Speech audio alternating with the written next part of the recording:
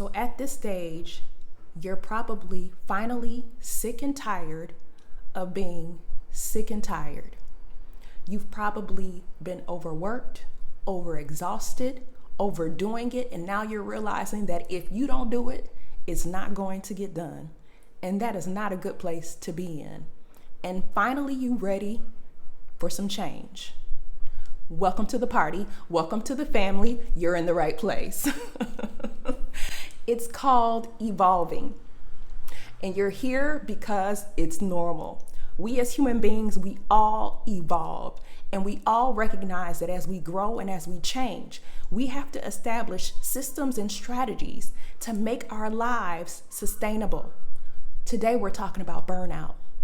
So let's get into it. Dear daughter, I'm going to need you to give yourself grace to begin again today. I'm going to need you to be patient with the past versions of yourself who didn't know then the things that you know now. So with that, let's talk about burnout.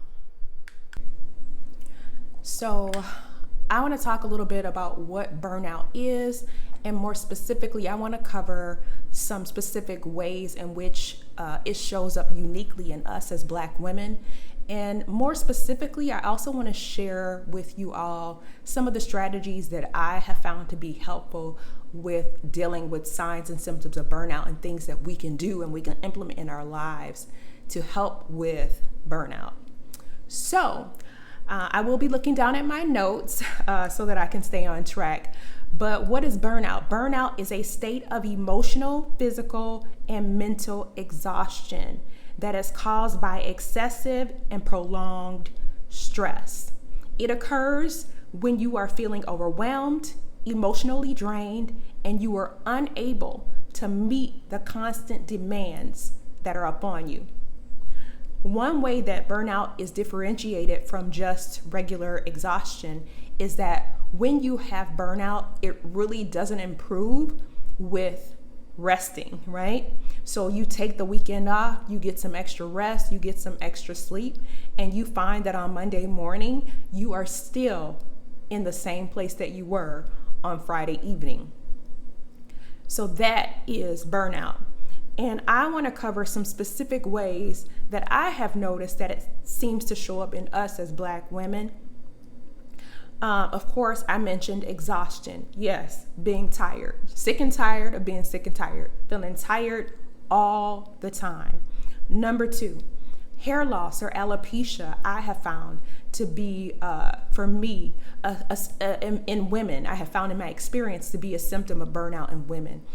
So if you're starting to notice hair loss, or you've had hair loss long enough that you've gone in and you've actually been diagnosed with alopecia, you may want to go ahead and kind of look at the overall pictures of the signs of burnout to determine if there's maybe a larger issue than just the alopecia itself.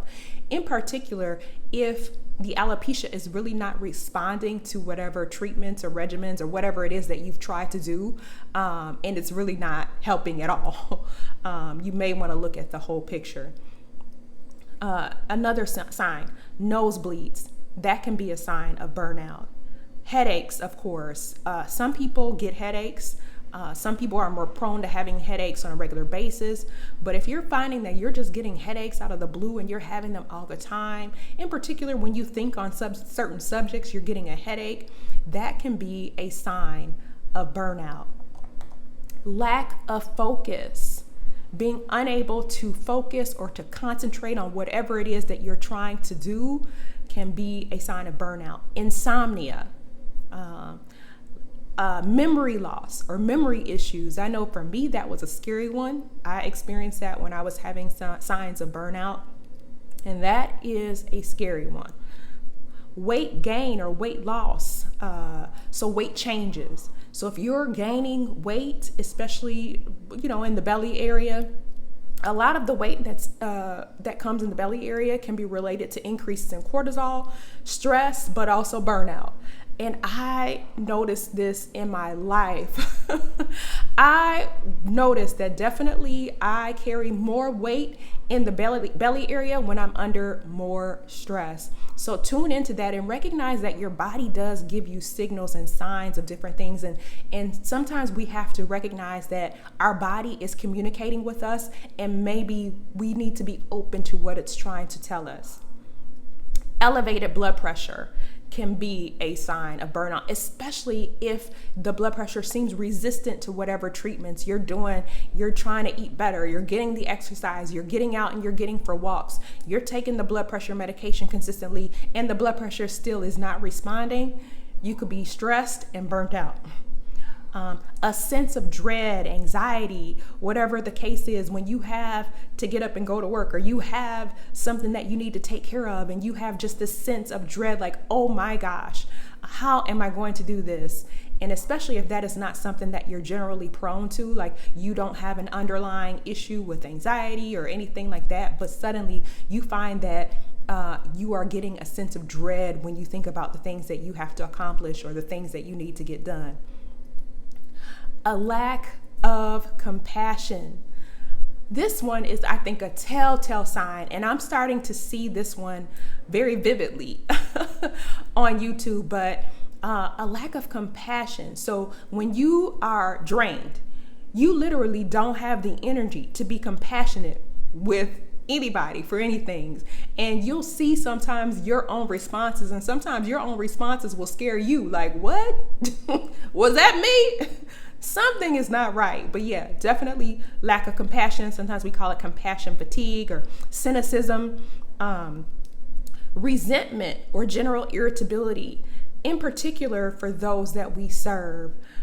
I've definitely seen this manifested in Black women in particular, the irritability. And for me, my heart just goes out to a woman in that situation, because I've seen women who have gone through something that seems to be just a minor issue, and they blow up, right? And to me, that shows that that woman was already at the end of her rope, and this was just the last straw that broke the camel's back, right? To me, that breaks my heart, because I know that that woman's bandwidth and her capacity to deal with one more thing is gone.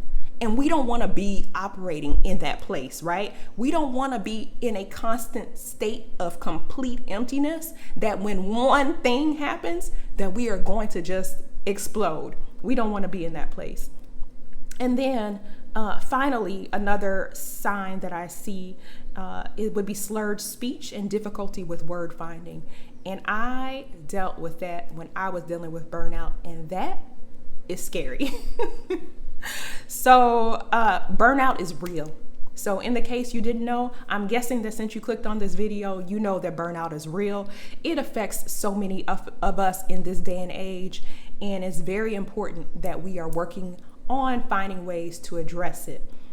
So now I want to talk about some of the strategies that I have found to be helpful in dealing with burnout in my own life personally, but also like in practice and being around women as well. Number one, listen to and pay attention to your own internal voice.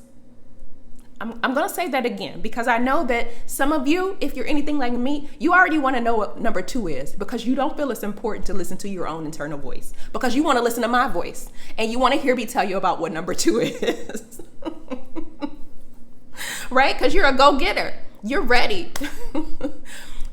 I need you to take some time and listen to and become familiar with hearing your own internal voice. It takes patience, it takes practice, and it takes you slowing down. But it's just so important, because your internal voice is actually speaking to you. Your internal voice wants to take care of you and wants you to be healthy and well. And your internal voice is going to help to protect you, right? And so it's important for you to be able to become familiar with your internal voice. And there's a good chance that you are so busy listening to everybody else's voice, all the time, that you may have lost touch with your internal voice. So it's going to require some practice and intention. Okay, so that means there's going to be a time when your internal voice says, I'm tired, I want to lay down. And you're going to have to honor that and say, yes, self, I'm going to lay down. Your internal voice, you're gonna sign up to work 60 hours this week, do a couple doubles, and then you're gonna say yes to volunteer and do this. And your internal voice is gonna say, no, I don't want to do all that. I want to take a nap. And I'm going to need you to listen to your internal voice and say, yes, internal voice, I've heard you and I'm going to comply, because your internal voice is going to help you so that you don't tread into burnout, and it's going to help you to get out of burnout. Number 2, connect with someone who requires or desires nothing from you. So if you are wondering, because honestly, when you're in the place of burnout, your perspective is skewed. I'm just going to be honest, because I've been there. Because you are usually, by the time that you're in burnout, you're in survival mode. Oftentimes for a lot of people, like you just are looking at your to-do list and you're trying to get through everything. You're trying to live. You're in fight or flight. So you may need some perspective from someone else to kind of help you gather your thoughts together. And I'm going to need you to connect with someone who doesn't desire or require anything of you, because there's a good chance that most of the people that you're connected with on a regular basis, they need something from you. So it would not be in their best interest, to be honest, if you're overdoing it, if they're benefiting from your overdoing. And I don't mean that in a negative way, okay? That's just the nature of relationship. Typically in relationship, there's some give and take. So I specifically need you to connect with someone who needs nothing from you, right? And if you don't have anyone like that in your immediate circle, then you may want to reach out to like a coach, or Rashida Dowe is here on YouTube, and she has done a whole program from burnout to bliss. And she specifically helps women who are experiencing burnout, Black women in particular, who are experiencing burnout, and help to get them an exit strategy. So I will link her video below, but definitely check her out if you need to. Number 3, leisure time. So important. Schedule time for leisure on a regular basis. When it comes to our culture and the way that things are set up, and we're always supposed to be productive and doing things 115% of the time. So oftentimes leisure takes the back burner and is the first thing that we drop off of our schedule, especially when we're feeling overstressed, overwhelmed, and exhausted. We get rid of the leisure. But that is completely counterproductive. So if you feel like you are experiencing burnout, I need you to prioritize leisure. That's going to help to give you an opportunity to relax and recharge. Burnout is being drained. And so what you need is you need to be refueled, refilled, and rejuvenated. And that's what leisure allows you to do. Next, I have on my list, prioritize sleep. Make sure that you're getting at least 8 hours of sleep per night. I know that if you've watched any of the videos on my channel, you know that I feel that sleep is pretty much the foundation of health and wellness, period. So definitely, if you're having burnout, prioritize your sleep. Make sure that you're getting at least 8 to 9 hours every night. It's essential. It's important. We can't overlook that. Next that I have on my list, number 6, loyalty to yourself first. Coconut water. Learning and practicing how to be loyal to yourself is something that I think is important for us as Black women, because we have most likely been taught how to be loyal to a lot of things, a lot of people. And we're never really taught how to be loyal to ourselves first. But the most important gift that you can give yourself is to learn how to be loyal to yourself first. That means that you're learning to hear your voice and what your voice is suggesting to you, and that you're learning to comply with what your inner voice is telling you over that which other people are suggesting to you. So yes, learning how to be loyal to yourself. Spend time determining whether you're going to cope with the situation that you're in that's draining you, or whether you're going to walk away. That's extremely important, because we can't do both, right? We're not going to be coping, right, and walking away. We're going to do one or the other. And I think it's important because your inner voice is telling you what you need to do. And if you're being loyal to yourself first, you're going to have to tune in to listen to that voice. Because if you've already given 6 months, 1 year, 5 years, 10 years, 12 years to something that is draining you and detrimental to your health, I know that your inner voice has been crying out to you and saying, walk away. So learn how to listen to that inner voice, develop a plan, develop a strategy. But I'm so grateful that in this day and age, in 2023, that our young people are learning the value of walking away from things that don't serve us. Because in the past, we really didn't have those choices and those options, but we do now. So learn to hear when your inner voice is saying, girl, girl, you done given enough of yourself. We are not in the Olympics of suffering. There is no reward at the end of this 12, 15, 30 years.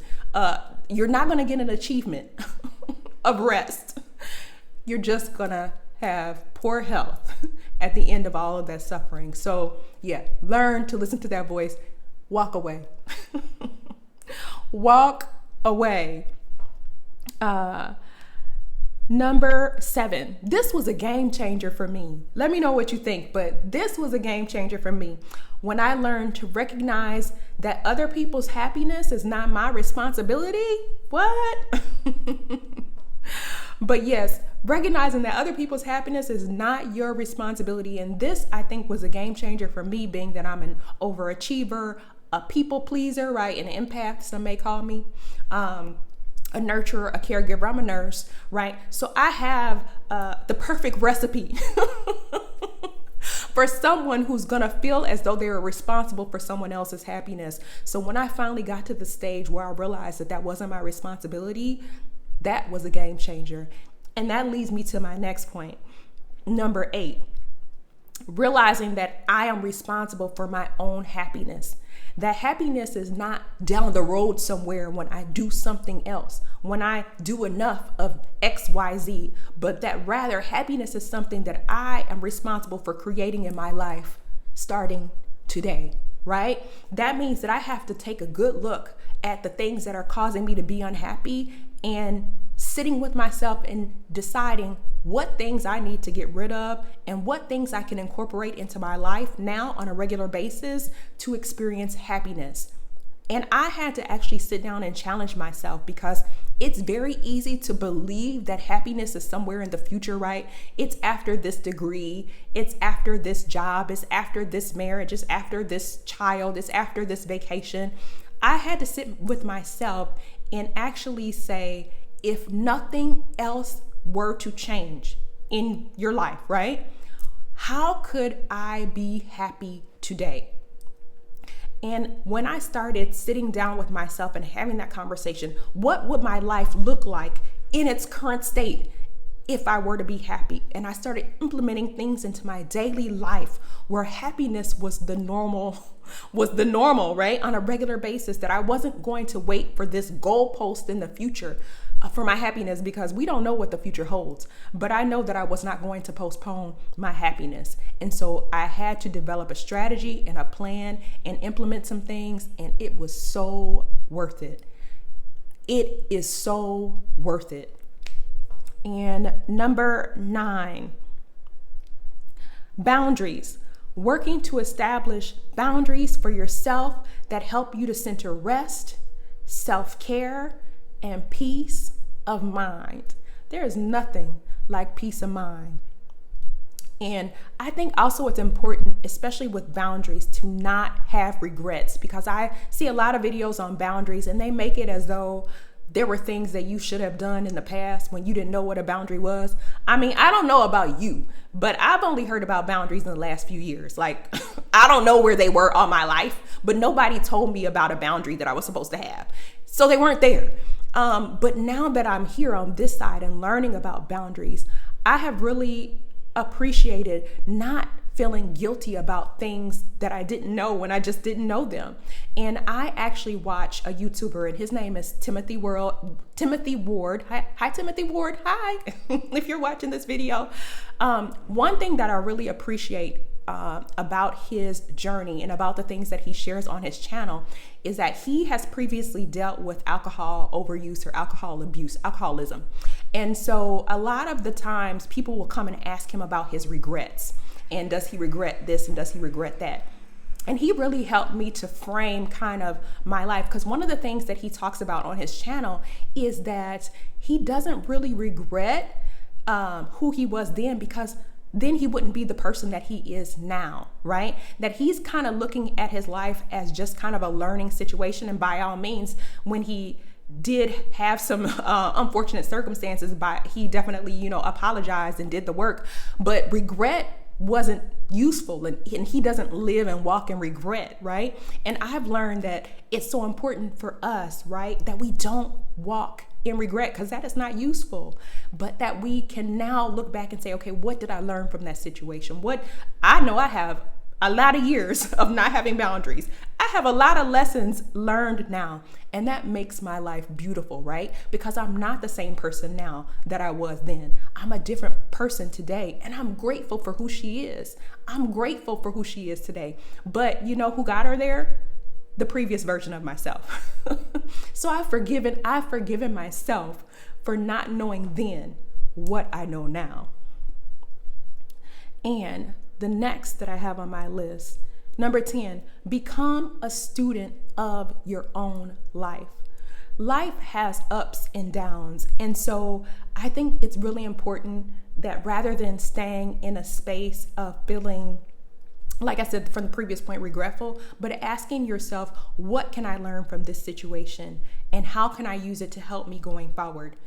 That is so useful with learning to not experience burnout or be in a constant state of burnout.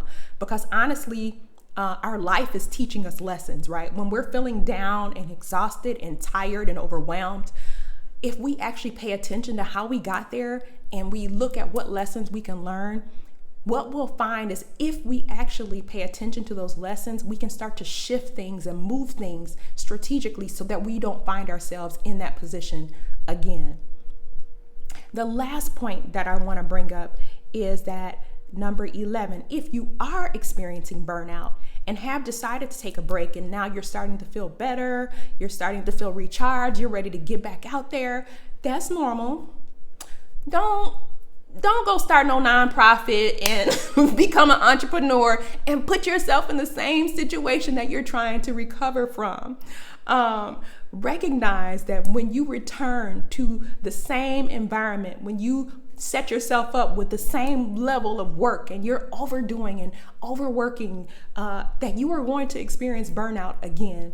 I was watching Pryl. Her channel is, I think her name is April, but she goes by Positively Pryl. And one of the things that she shared with her burnout experience was how she kind of kept recreating that wheel of burnout. I'll link her video below, but I found that to be so insightful on her part, and how she was able to recognize that sometimes there's deep internal work that we have to do so that we don't keep recreating that cycle. But life is here for us to learn. So we are students of our life. Try to learn the lesson so that we don't have to redo that over and over again. So that's what I have for you. Again, my name is Dr. Nicola Shawn, a nurse practitioner with a background in family medicine. On this channel, I talk all things related to health, wellness, nutrition, and travel. And I am helping Black women to create a life that we want to live rather than the one that has been assigned to us. And if you're a Black woman, I know that you know that burnout is one of the lifestyles that has been assigned to us, but we're not going to do that. So please go ahead and put a like on this video, drop me a comment, subscribe for more videos related to this. Till next time, bye.